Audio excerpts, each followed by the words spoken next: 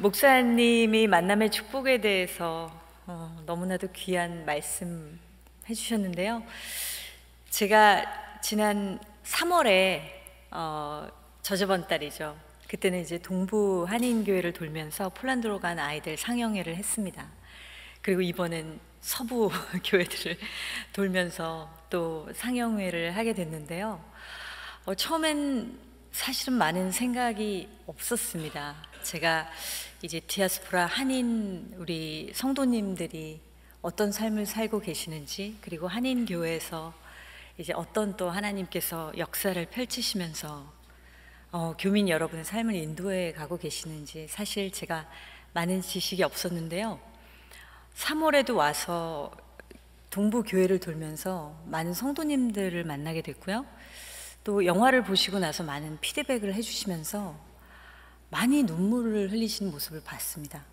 저는 어쩌면 조금 멀리 떨어져 사시니까 오히려 북한이나 지금 저희 나라에서 겪고 있는 어떤 국가적인 상황, 저희 민족이 처한 현실에 대해서 조금은 감이 멀지 않으실까라는 생각을 했는데 그게 아니더라고요. 오히려 지금 남한 사회는 잘 아시다시피 어떻게 보면 정치적으로 굉장히 극단적으로 분열이 되어 있기 때문에 그 프레임 안에 갇혀서 숲 밖에서 숲을 보지 못하는 그런 현실에 처해 있습니다. 그런데 정말 교민분들이 이 영화를 보시고 뜨거운 눈물을 흘리시고 손을 잡아주시는 것을 보면서 대한민국의 통일에 있어서 디아스포라 한인분들의 역할이 엄청나게 크겠다.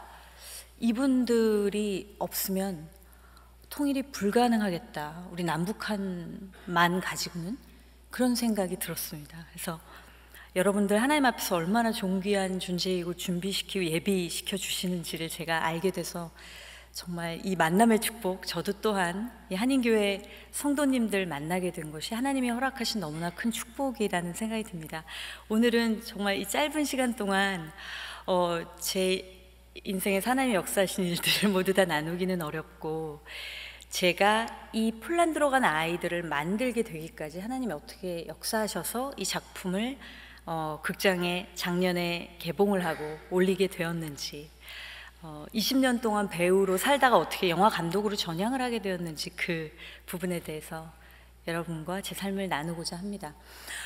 저는 저를 아시는 분들도 계시고 모르시는 분들도 계실 것 같습니다. 그런데 저보다는 저의 아버님을 더 많이 알고 계실 것 같아요. 저의 아버님은 조남이 추자, 송자, 웅자, 추송웅 배우님이십니다. 60년대, 70년대 연극계를 되게 풍미했던 그런 문화의 아이콘이시기도 했고요. 그래서 제가 굉장히 존경하는 저의 우상이기도 합니다. 강연을 할 때마다 제가 우스갯소리로 저의 애굽 시절, 아직까지 홍해를 건너기 전에 애굽 시절에 저의 우상은 저희 아버지였다, 그런 말씀을 드리고는 하는데요. 그만큼 제가 존경했고 사랑했던 아버지였습니다. 빨간 피터의 고백이라는 모노드라마 여러분 기억하실 거예요. 혹은 달동네라는 드라마도 기억하실 텐데, 그렇게 제 유년 시절 아버지가 너무 대단하고, 이제 많은 분들이 정말 아버지가 가는 곳마다 환호를 해주시고, 무대에서 공연을 마치고 커튼콜을 할 때면 정말 많은 사람들이 박수갈채를 아버지가 받으시고, 그런 모습을 보면서 아버지의 무대를 동경하고, 그리고 배우의 삶에 대해서 저도 이제 동경하고, 나중에 저도 아버지처럼 좋은 예술가가 되어야지 하는 꿈을 이제 품고 자라게 됐습니다. 그런데 유년 시절에 저희 아버지가 너무 바쁘셨어요. 그래서 사실은 그 바쁜 스케줄을 소화하시느라고 저하고 혹은 저희 가족하고 어머니하고 한 약속을 계속 어기시고, 이제 가정에 소홀하실 수밖에 없는 그런 이제 나날들이 연속이 됐습니다. 그러다 보니까 좀 가족들이 많이 상처를 받게 되겠죠, 아무래도. 그래서 저희 어머니도 아버지하고 늘 이제 다투시고 좀 불화하는 그런 좀 불안정한 그런 유년 시절을 제가 보냈고요. 아버지에게 버림받는 느낌, 저는 아버지를 너무 사랑하는데 아버지하고 보낼 수 있는 시간이 없다 보니까 아버지에 대해서 삐지고 이제 섭섭한 마음이 계속 쌓여갔습니다. 그러던 어느 날 제가 14살 때 이제 아버지가 아침에 내가 감기가 든 것 같은데 네가 좀 스프나 국물을 좀 끓여줘, 이렇게 말씀을 하셨어요. 어머니도 이제 외출을 하시고 없는 상황에서. 근데 저는 아버지가 미운 마음이 계속 있고 친구하고 또 놀러 갈 약속을 막 지켜야 되기 때문에 아빠 나 스프 같은 거 못 끓이니까 아빠가 알아서 먹고 나가, 그리고 쌩하니 신발을 신고 막 현관을 나서는데 아버지가 그런 저의 뒤에 대고 아빠가 감기가 심해서 병원에 들렸다 가야 될 것 같아, 조심해서 다녀, 너도 감기 걸리지 말고 예쁜 딸, 이렇게 말씀을 하셨습니다. 그게 아버지를 본 마지막이 됐습니다. 아버지는 그날 바로 병원에 가셨다가 급성 신부전증과 폐혈증의 합병증으로 돌아가시게 됐고요. 저희 가족 모두 아버지 임종을 지키지 못했습니다.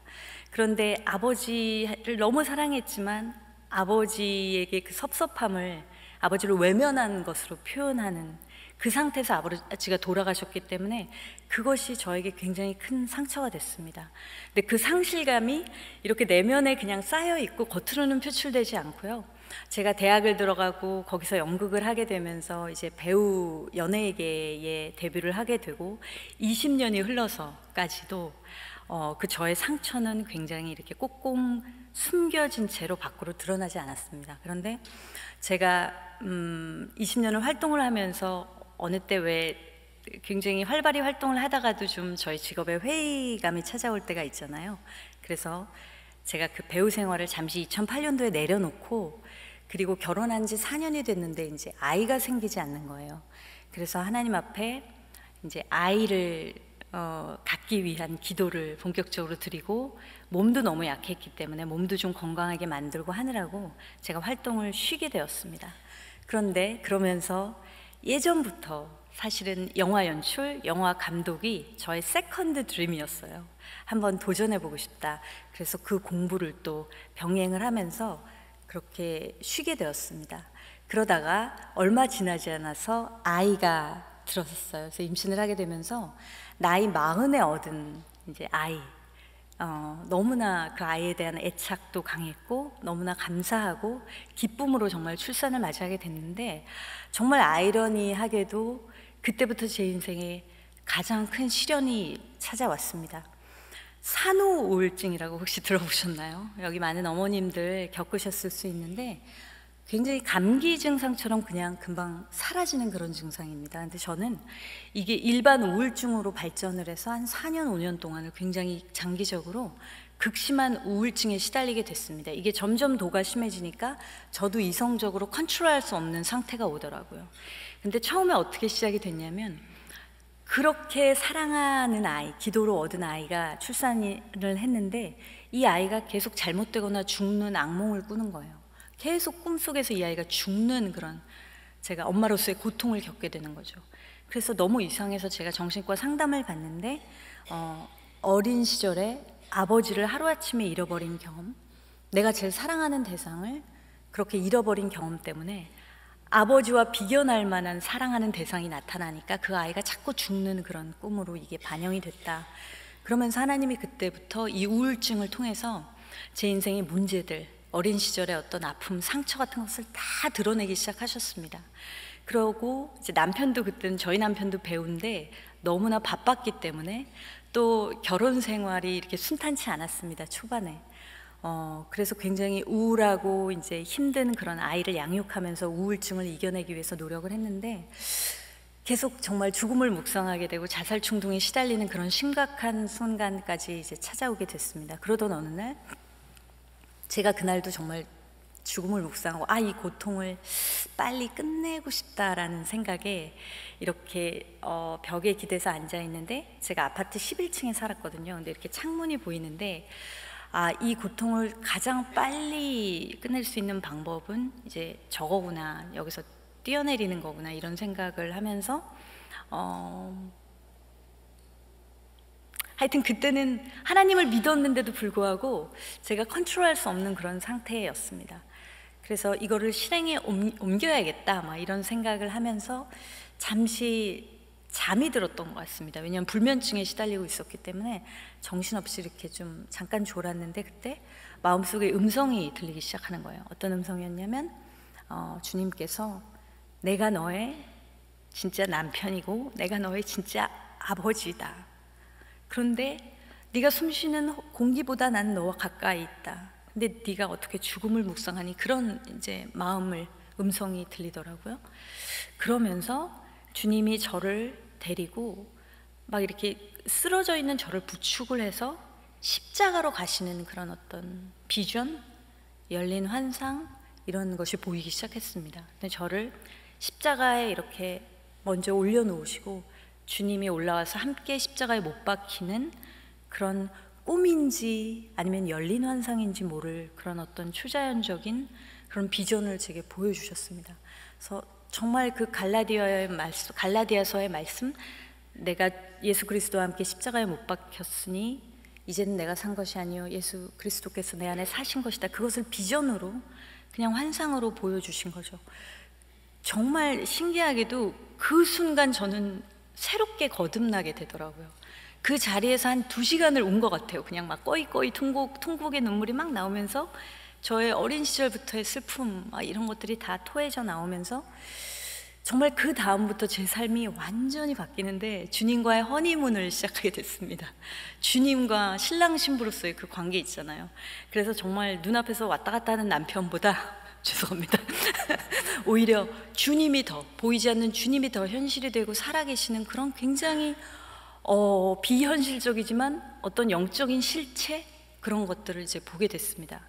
그 전에도 하나님을 믿었지만 하나님께서는 어떤 겉 포장지에 둘러싸인 저를 만나길 원하시는 게 아니라 저의 정말 본질, 저의 실존과 하나님은 만나주신 그런 경험이었던 것 같습니다.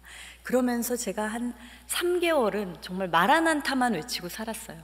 주님과 함께 연합하고자 하는 그 욕구가 너무 크고 그것만큼 제게 충만하고 행복을 주는 일이 없었기 때문에 하루 종일 한 3개월을 7, 8시간 정말 기도하고 찬양하고 말씀 읽는 시간들을 계속 보냅니다.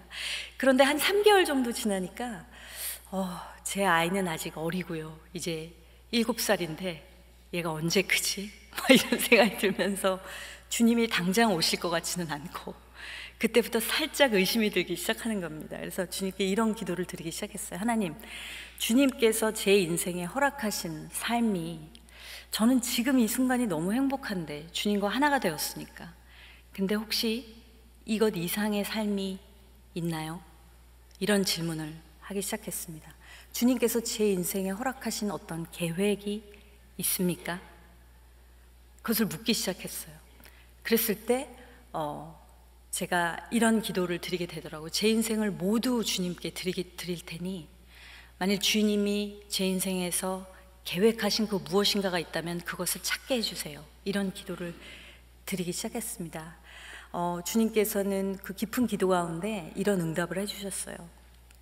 제 인생에 제가 이해하지 못했던 그 퍼즐 조각들을 다 맞추시면서 목사님 말씀하셨던 것처럼 모자이크 조각들을 다 맞추시면서 제가 이런 아버지의 유전자를 갖게 하신 이유, 어린 시절 그렇게 제가 아프게 상처를 겪었던 이유, 그리고 20년 동안 배우로 살았던 것, 그리고 지금 다시 영화 연출을 공부하게 된 모든 것들을 하나씩 조각을 맞추시면서 그림을 그려가기 시작하시는데 주님의 그 빅픽처를 저에게 보여주셨습니다. 너는 주님께서 이 시대에 전하고자 하는 어떤 메시지가 있는데 그것을 작품 속에, 영화 속에 녹여내는 그런 킹덤 빌더로서 하나님 나라를 확장하는 예술가가 되어라, 감독이 되어라, 그런 작품을 만들라는 굉장히 클리어한 음성을 주십니다. 그래서 그때 너무 저는 기뻤고요. 이 재능과 은사를 제가 어떻게 사용해야 되는지, 하나님 나라를 위해서 이걸 써야 되는 것이구나 하는 걸 알게 되면서, 근데 너무 막연하더라고요. 하나님, 이 시대에 주님께서 원하시고는 메시지가 무엇입니까? 세상에 주님께서 만들고 싶어하는 영화는 도대체 어떤 것입니까? 그 기도를 드리기 시작했고요. 주님이 직접 장편 영화의 소재를 찾게 해주세요. 그 기도를 드린 지 일주일이 안 돼서 제가 친한 후배가 일하는 출판사에 갔다가 여러분들 오늘 보시게 될 영화 폴란드로 간 아이들의 실화 소재의 자료를 제가 얻게 됩니다. 그래서 저는 기도를 하고 있었던 터라 이게 주님이 주신 응답이라는 걸 거의 한 70%는 확신했지만 그래도 혹시 모르잖아요. 그래서 집에 와서 자료들을 검토하는데 1951년 한국전쟁 당시에 그때 이제 북한군이 서울 이남 지역까지 점령을 해서 남한군과 미군은 그 바운더리 없었을 때 그 수많은 10만 명가량의 전쟁고아들이 발생해서 이 고아들 때문에 도저히 전쟁을 지속할 수 없을 만한 그런 상태가 됐을 때 이제 김일성이 이 전쟁고아들 다 트럭에 태워서 중국 국경으로 보냅니다. 그래서 그 아이들이 기차를 거기서부터 타고 당시 사회주의 동맹국이었던 러시아, 헝가리, 체코, 그 폴란드 이런 나라들로 이 아이들을 100명, 200명씩 이렇게 보냅니다. 그래서 한 8년 정도 아이들을 양육하고 다시 전원 북송되는 그런 북한 전쟁과에 관한 실화인데요. 그 중에서도 가장 많은 1,500명의 아이들이 폴란드로 갔습니다. 그런데 이 폴란드란 나라는 여러분도 아시다시피 2차 세계대전 때 전쟁을 가장 참혹하게 겪은 홀로코스트가 발생했고 아우슈비츠 수용소가 있던 그런 나라였습니다. 그 당시에 이 북한 고아들이 도착하기 한 7년 전 정도에 폴란드 선생님들도 똑같은 전쟁의 상처를 겪으신 겁니다. 그 전쟁으로부터 가족을 잃은 분, 전쟁 고아였던 분들이 상당수였고요. 이런 분들이 북한 전쟁 고아들을 맡아서 8년 동안 양육을 했고 그 아이들에게 부모 이상의 혈육의 정을 쏟아부었던 그런 스토리입니다. 근데 그런 자료를 검토하는데 폴란드 선생님들이 8년 뒤에 북한 아이들이 북으로 보내질 때 이제 아이들과 작별하는 그런 순간에 이제 인터뷰 그 순간이 기억나시냐라고 물었을 때 선생님들이 그런 말씀을 하셨습니다. 주여, 왜 저희가 무슨 죄를 지었길래 이 아이들을 저희로부터 떼어놓으십니까? 이런 기도를 드렸었다라는 인터뷰 기사가 그 자료에 있는 거예요. 그래서 그 기사를 보고 저는 이것은 하나님이 주신 작품이 맞구나 라고 이제 확신을 하게 됐고, 그때부터 한 4년 정도를 영화 시나리오도 쓰고 이제 처음에는 영화로 만들려고 했다가 폴란드 측과 접촉해 본 결과 이 선생님들의 연세가 80 후반 그리고 90이 넘어가신 거예요. 그래서 이분들이 돌아가시면 이 실화를 누가 이 세상에 증언해 줄 것인가라는 것 때문에 선생님들의 생전의 육성과 모습을 기록하는 기록 다큐멘터리를 먼저 만들어야겠다라는 생각을 하게 되었습니다. 그래서 2016년도에 폴란드에 가서 촬영을 하고 돌아와서요. 이제 작년에 폴란드로 간 아이들을 개봉을 했고요. 여러분 이제 영화를 보시게 될 텐데 이 영화를 통해서 하나님께서는 우리가 중간중간에 이 전쟁고아들은 사실 분단 초기의 비극이라면 지금 현재 우리에게 와 있는 이웃인 탈북민들 그리고 탈북 청소년들은 사실 분단이 아니면 겪지 않았어도 될 비극의 주인공들이었습니다. 왜냐하면 이 아이들이 고난의 행군이라는 1990년대 중반에 북한에서 극심한 가뭄이 있었고 이때 부모를 잃어버린, 부모가 굶어 죽었고 먹고 살 수 없었던 아이들이 다 남한에 많이 넘어왔거든요. 그 아이들이 저희 영화의 중간중간에 나와서 증언을 하는데, 그래서 하나님께서는 이 영화를 통해서 탈북민, 탈북 청소년들을 얼마나 존귀한 존재로 여기시는지, 그리고 우리가 이들을 어떻게 품어야 하는지, 폴란드 선생님들은 피도 다르고 국적도 다르고 인종도 달랐던 그 한국 전쟁고아를 부모의 정으로 품으셨다면 우리는 한 민족인 탈북민들을 어떤 마음으로 품어야 하는지를 이 영화를 통해서 세상에 전하고 싶으셨던 것 같습니다. 그리고 개인의 상처이자 역사의 상처였던 제2차 세계대전의 경험을 폴란드 선생님들은 다른 민족의 아이들을 사랑하고 품는데 선하게 사용하신 그런 스토리입니다. 그러면 우리 민족이 겪었던 한국전이나 분단이라는 상처가 어떻게 사용되어져야 하는지, 하나님께서는 우리의 이 역사의 상처를 어떻게 사용하고 선순환하기를 원하시는지, 어떻게 선하게 사용하기를 원하시는지를 저희 민족이 깨닫고 이젠 분열의 시대를 넘어서 통일의 시대로 함께 하나가 되는 시대로 가기를 원하신다는 것을 이 영화를 통해서 제가 발견하게 됐고요. 지금도 많은 열매를 영화를 통해서 거두고 계셔서 정말 이 영화 안에 하나님의 나라가 심겨 있다고 저는 믿습니다. 제가 이 영화를 지금 다큐로 만드셨고 여러분들 보게 되실 텐데 내년에는 이 영화를 극영화 버전으로, 쉽게 생각하시면 그냥 영화 버전으로 제작을 하게 됩니다. 그런데 다큐멘터리는 2억의 지원금으로 만들었는데 이 극영화는 60억의 버젯이 들어갑니다. 그런데 지금 영화계에서는 상업 장르 영화, 오락 영화에만 돈이 많이 투자가 되고요. 이런 의미와 가치를 지닌 어떻게 보면 이 영화에서는 복음 통일의 과정에 대해서 표현하게 될 텐데, 이런 하나님 나라의 영화에는 사실은 많은 투자가 되지 않는 게 현실이라서 제가 오늘 온 목적 중에 하나도 정말 기도 부탁드립니다. 여러분, 이 영화가 꼭 만들어질 수 있도록 후원해 주시고 기도해 주시고 하면서 함께 하나님 나라를 만들어 갔으면 좋겠습니다. 여러분 너무 감사드리고요. 영화 좀 재밌다는 말은 좀 안 어울리는데 많이 마음 아프게 또 감상해 주시고 우리 탈북민들을 위해서 지속적으로 기도해 주시기를 부탁드립니다. 제가 조철희 목사님 마지막으로 모셔서 기도로 이 시간 마무리하도록 하겠습니다. 감사합니다.